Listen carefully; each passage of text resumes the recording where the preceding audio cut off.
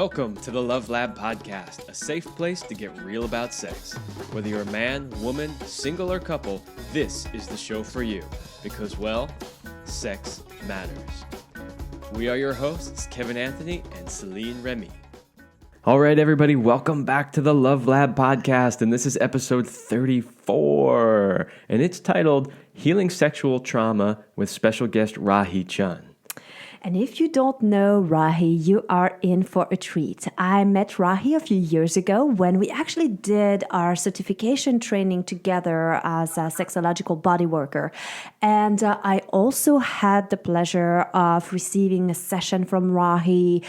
He's working with such integrity and has such a depth of knowledge when it comes to understanding body and trauma and how it all works. And so I'm so excited to be having him today as our guest. And I'm just going to read you a little quick bio about Rahi. So Rahi is the founder of Somatic Sexual Wholeness, which combines sexological bodywork, developmental psychology, and re-regulating the nervous system to repair any ruptures within the sexual developmental journey of clients from childhood through adolescence and into adulthood. Wow. All right. Welcome, Rahi. Well, thank you. It's so great to be here with you guys. This is awesome. Awesome. We're really actually very excited to do this episode because I think that this is a topic that almost everybody can relate with. So, for instance, we can look at the statistics and we can see that, sexual trauma is not an isolated issue. And some of the more recent worldwide figures show that 1 in 3 women have experienced psychological and or sexual violence by a partner or sexual violence by a non-partner. And I would take that a step further and say that in my own personal experience of pretty much all the women that I've ever dated in my life, I think maybe, Celine, you're the only one that doesn't have a sexual trauma story. And I'm not exaggerating that. I'm not joking about that at all. It is unbelievable how many people, and this isn't just women either. I know there's a lot of men that are out there listening to this podcast that have had some sort of traumatic experience either as a child, adolescent, or even as an adult. So I think that this topic really speaks to practically everybody, and that's why it's so important. Yeah. I would absolutely agree, Kevin.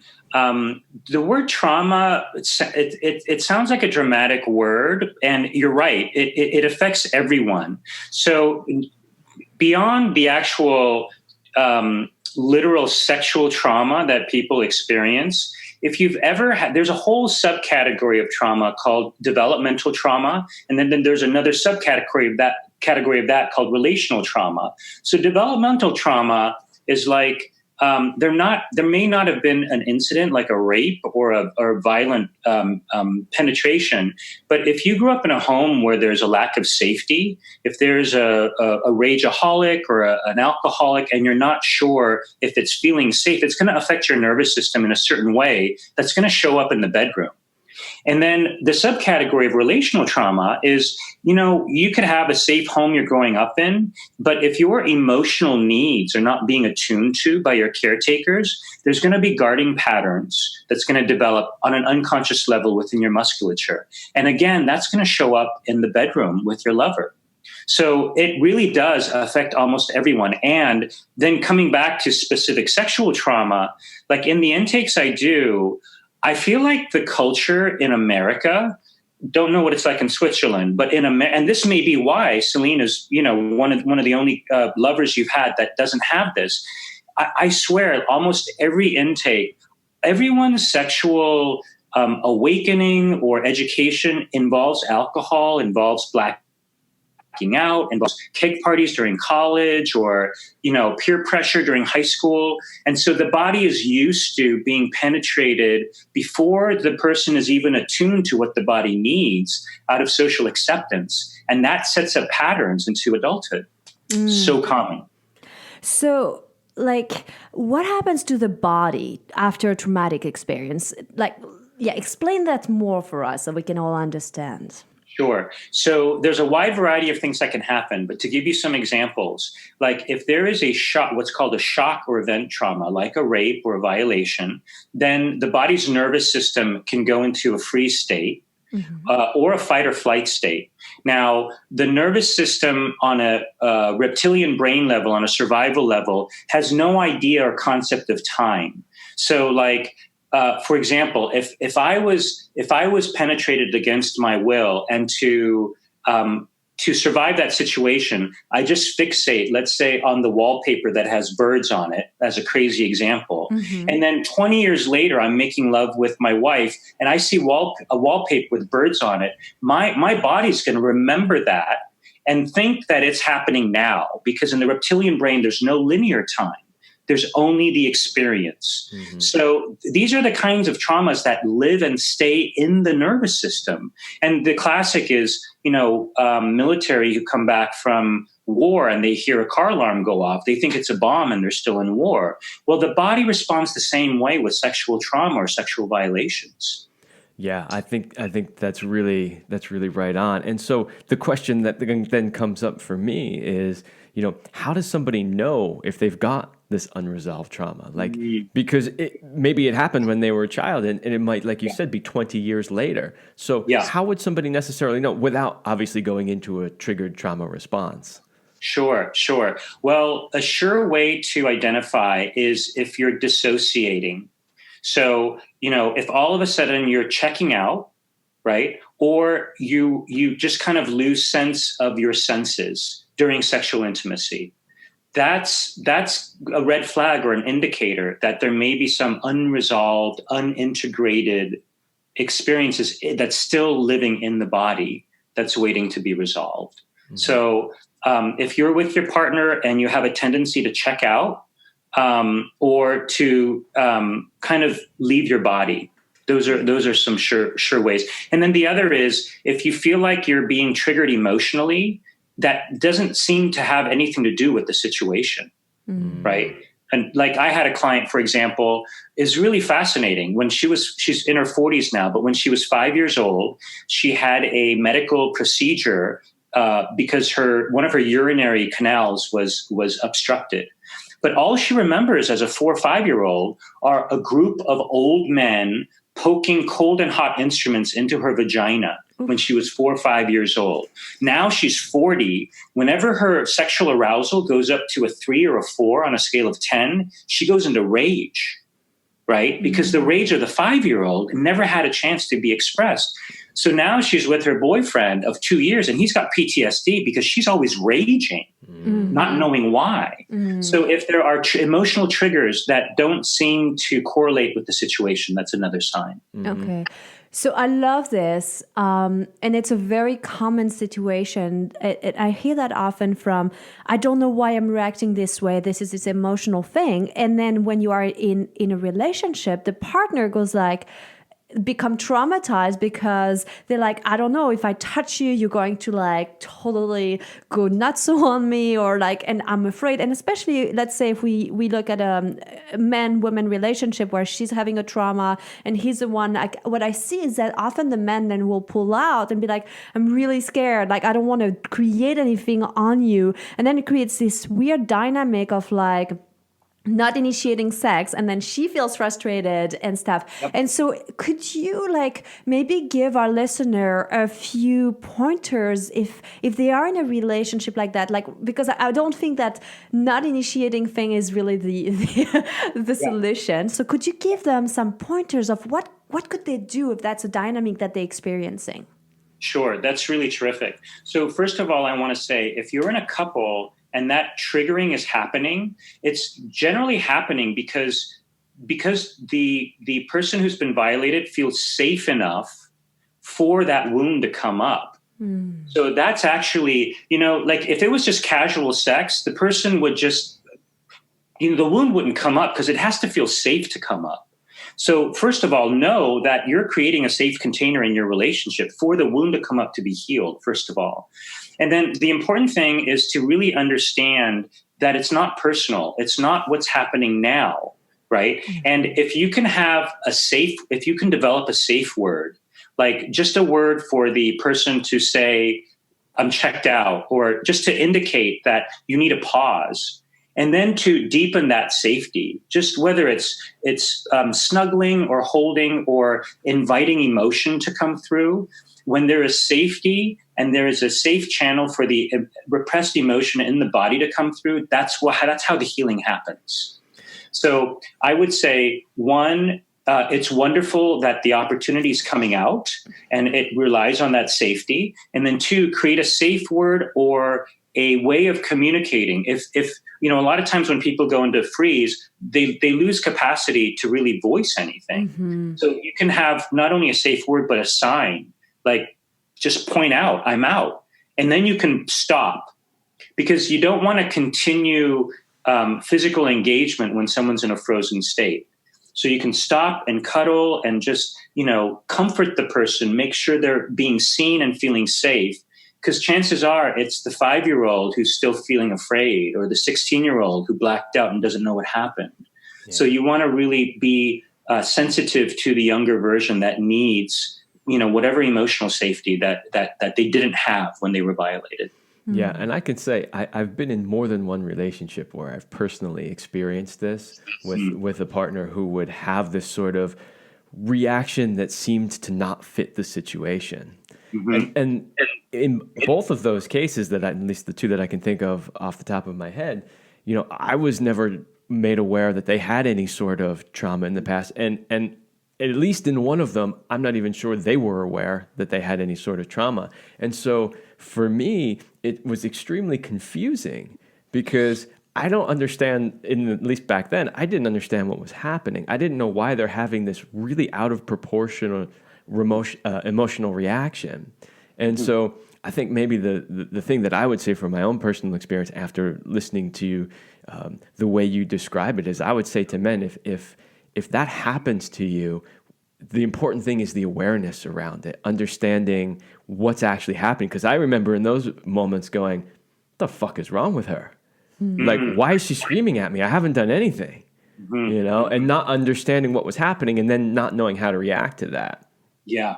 It really catches people off guard, because it catches the own person off guard. That response is it's a reptilian brain nervous system response that's automatic and involuntary. Mm-hmm. And so, and for, the guy, it can be a shocker, kind of like a Jekyll and Hyde type of thing. Like, who is this person? And, the awareness, as you're saying, is really, really key, because then you can really feel empowered and equipped to deal with the situation and understand that it has nothing to do with you. Mm-hmm. And, now that you mention that, the other kind of, sign that there is some kind of unresolved trauma is, if there is unusual pain or numbness, for a man or a woman, then chances are that is unintegrated emotion that's waiting to be integrated. Mm-hmm. That's a great point. So I was curious too about trauma that has been passed down through generations, because I think that there's a lot of things, even studies that had been done with animals, with rats, where they see like if the parents or grandparents experienced hardship, it's still in the memory of the offsprings, even several generations down the line. And my theory is that if you haven't experienced a trauma, we still all have trauma that we carry. Like, the world we live in creates lots of traumatic experiences. So I wondered if you could speak more about that particular topic here. Sure. I mean, it's fascinating, because I think studies have been done with descendants of Holocaust survivors that show the epigenetics of how trauma does get carried through our DNA. Mm-hmm. So it's fascinating. So a lot of it, we were saying how don't take it personally. Well, don't take it personally for yourself either, because it may have something to do with your genealogical lineage. So that is one point. And then, I trained in something called family constellations therapy, which is more kind of well known in Germany and Austria. But it takes as a proposal that every family has a certain energy field, energy container, and an issue that's not resolved in one generation gets picked up by a subsequent generation so that it resolves it for the family. So there are many ways for unresolved traumas to get carried on. And so, yeah, when I do my intakes, I want to know, usually the relational patterns of the parents of the client, and if possible, the grandparents of the client as well, because those all have an influence. Absolutely. Yeah. And what I love about speaking about this point right now is, I made a statement early on that I would say that most people have had some sort of trauma, but I know that there are some people out there who are going, oh, not me. I've never had any sort of thing, so I'm perfectly fine, And I think it's important to realize that, yeah, these things could potentially be from past generations even. Yeah. And I love that there's finally now science that proves that. They've done actually quite a few studies. They've done Holocaust survivors. They've done studies with chimpanzees. They've done studies with rats. So there's enough information to show that this really is the case.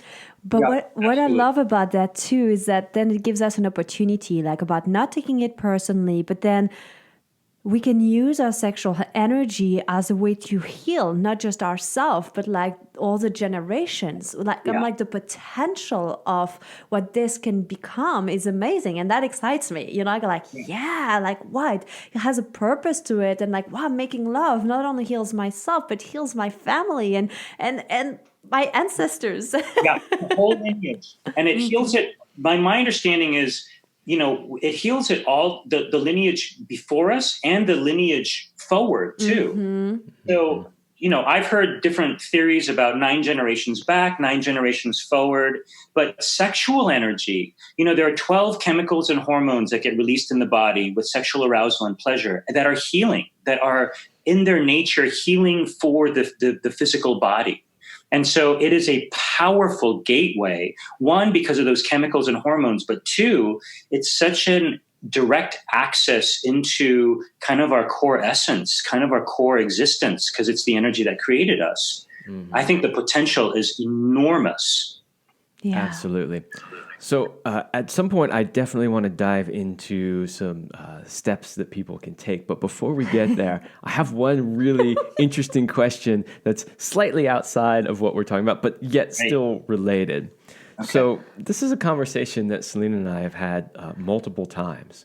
And what we're wondering is whether or not you feel there's any sort of a link between early trauma, especially early childhood trauma, or even potentially generational trauma, and people's fetishes, their kink, maybe BDSM, any of the things that may be considered outside of the norm.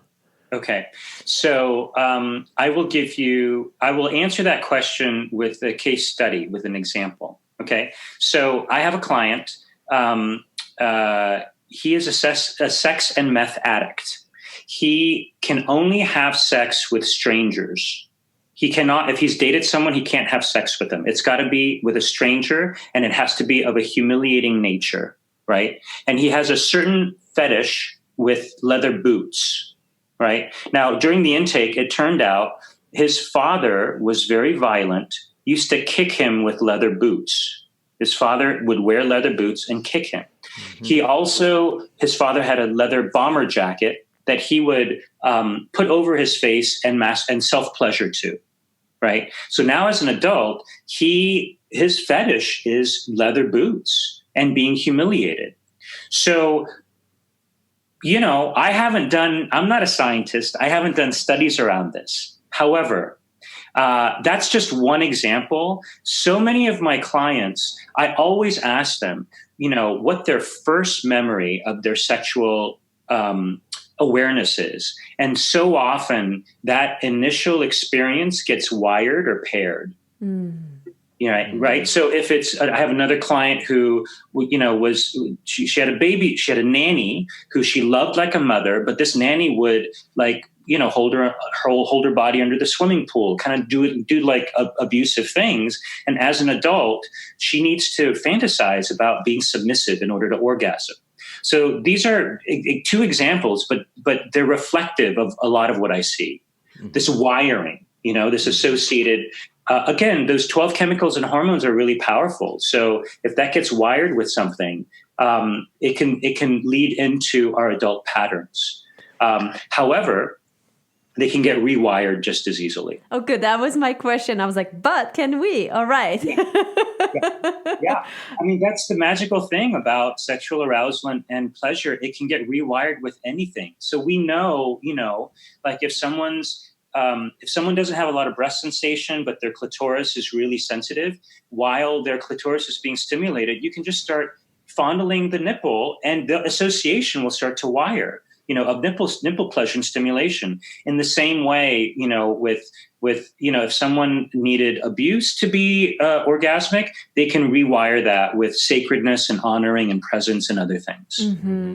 Oh, that's really good. Yeah, and I love that you have case studies to really show that, because Selena and I, we don't work directly with people with trauma. That's not necessarily what we do, but sometimes those things do come up, and so we hear about it, we sort of talk about it, and we start formulating our own ideas of sort of how this stuff all connects. And so I love hearing some of your experience to show that is indeed the case. And of course, it's great to know that you can rewire it. Mm-hmm. Yeah, it's fascinating how those early influences really do play a really pivotal kind of. It's like an imprint. It's like a sexual imprint, but that blueprint can be upgraded, let's say. Mm-hmm. Absolutely. And I'm a big proponent of that in the work that I do, because also we have all these different nerves. And I feel like oftentimes people follow one pathway to orgasm or pleasure, and that's all they use. And I'm like, you create this groove. But there's like 4 other nerves that you haven't used that are also playing a role in your ability to experience pleasure and orgasm. So it's like sometimes it takes a little bit of like, let's see, exploration. What would this look like? And I found that sometimes people tell me like, oh, but this doesn't feel the same. Like sometimes there's a resistance to letting go of the pattern because they're like, well, this is how I orgasm. This is what works for me. And I go like, yeah, but what if maybe you try something new and it might not be as mind-blowing at first, but then you start creating that over and over. And I do a lot of that linking that you're talking about there to Rahi, in terms of like, where's the pleasure, and linking, replacing pain with that pleasure. And I see that over time through the repetition, you can really teach your body to experience pleasure again. Yeah. I see this a lot with women and their attachment to vibrators. They get so used to this quick, it's more of a stress release than a pleasure. And then they get really fixated on that habit. And, I've read different things about, how it really takes away from one's capacity to have a vaginal orgasm or a cervical orgasm. And, once women or once clients, whether it's a male client understanding his prostate or a female client understanding her G-spot or cervical pleasure, it's almost like you're discovering a whole new universe. I imagine it like if a kid just like knew how to crawl and all of a sudden they start running, it's like finding a whole new world. I love that you brought this up, Rahi, because I joke about like the clitoris as being like a genital sneeze. And honestly, yes, sometimes it feels good and you want to have that little sneeze, but it's nothing compared to the other level of orgasm. And then when you stop focusing on the orgasm, but more on the quality of energy that can be generated and the ability to get into altered states, like the lovemaking becomes so different. And we've talked about that in some of our podcast episode where we talked about the different levels of orgasms. And I think that to me, it's so much more appealing to go for a mind-blowing, like altering experience where I don't really care whether or not I had this like orgasm or genital sneeze. I really don't care. What I love is how I feel afterward, how it transforms my amount of energy and how I see the world.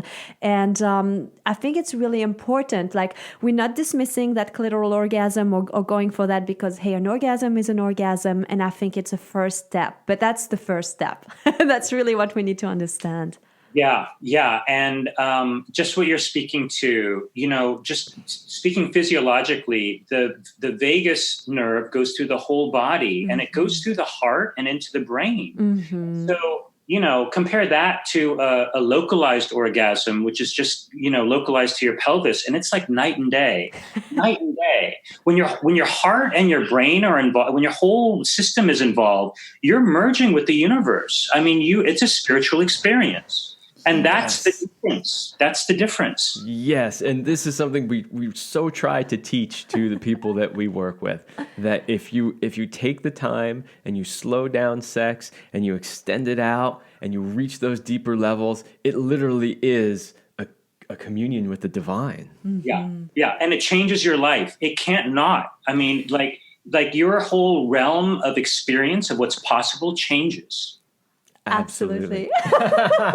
So since we are on this super positive vibe, and I'm sure some of our listeners are like, I want that buffet there. Tell us, what are the first steps that people can take to reclaim their sexual wholeness and, resolve their sexual trauma then? Sure. So there are a couple of, along the journey, there are a couple of highlights, and I'll point out the highlights. The first thing is it's really important to, if anyone is feeling any kind of shame about any aspect of their sexuality, you have to bring it into the light and just understand that it's a human experience. Now, I'm not trying to, a lot of the intakes I do, it's people who were violated as children by an uncle or a neighbor, and I'm not trying to normalize that at all, but it's not your fault that happened. And any kind of shame stigma, that needs to be forgiven and resolved, or else it's going to get in the way. So I have so much empathy for people who have been violated, but to recognize, and kids think it's their fault, and it's not. Kids are just pure innocence. They're divine. So that's the first thing. And then I usually start with the nervous system, re-regulating the nervous system. So, there's two different modalities I use, TRE and neuroaffective touch, so the person can start feeling safe in their body, because then there can be a self-intimacy that develops before an intimacy with the connection. And then, I think you two guys are great at this naturally, but a lot of people, the next step for me is empowering people in using their voice to ask for what their body wants. Because a lot of people have that as a missing, it's just not even in their software, And again, going back to how people learn about sexuality in high school and college, it's like throwing their body under the bus to be accepted by the frat or the sorority or whatever it is.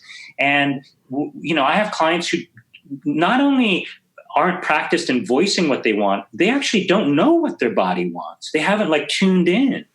So I feel like that's a big step, is really honoring what your body wants. Just keep asking until your body feels it, just get it. Because it's like night and day between the body feeling okay about something and the body really getting what it wants. And the more we practice that, the body will start to come alive and start to let the person know what the body wants. And then, after that, I would say, as far as resolving trauma, it lives in the body, and there are those unresolved emotions in the genitalia. In the intravaginal area, usually the G spot for women and the prostate for men, and to really, with a lot of sensitivity and safety, start to invite whatever unintegrated emotions may be held there. So obviously some of those things people can begin to work on their own. Yes. Some of those things, it would be extremely helpful to have somebody help them with that process, somebody such as yourself.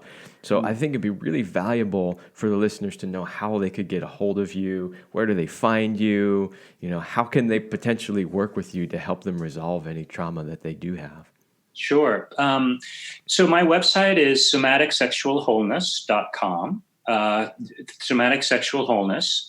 And there's a contact page, and people can reach me through the contact page. I'm also on Instagram, Rahi Chun, but the website is the best way to reach me. Awesome. And and I love answering questions. And, if people, because I know a lot of people, it takes a lot of time to even have the courage to address some of the trauma. And I really, respect and honor people's courage and sense of readiness. Wonderful. We'll have your link to your website in the show notes, people. So it's going to be easy. It's an easy click to get there and find Rahi and all the amazingness that he offers into the world. And like I said at the beginning in the intro, I have received sessions from Rahi, and definitely I can vouch for him in terms of his integrity, his ability to hold that safe space and going slowly, which I think is so important, especially for us women to feel safe, that because it takes time to unwind. And I never felt pressure to have to get somewhere or do something. And that's really, really important. I think it's part of the healing. Yeah, I think that's the key. And, Kevin, when you shared that, your girlfriends where their wounds came up, it's a tribute to your sense of safety and presence. I mean, I think these are the keys for any practitioner with any sexual healing, is their sense of presence and really putting the client's body in charge so that their body starts to feel the sovereignty and empowerment that was taken away. We want to reverse that process and, really instill that sense of sovereignty and power back. Absolutely.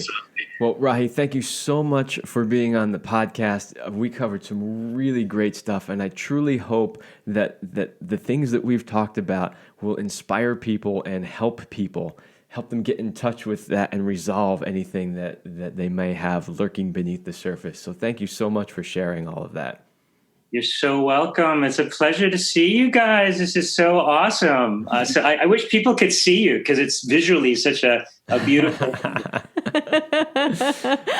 All right, everybody. Well, that's all the time we have on the Love Lab podcast, and we will see you next week.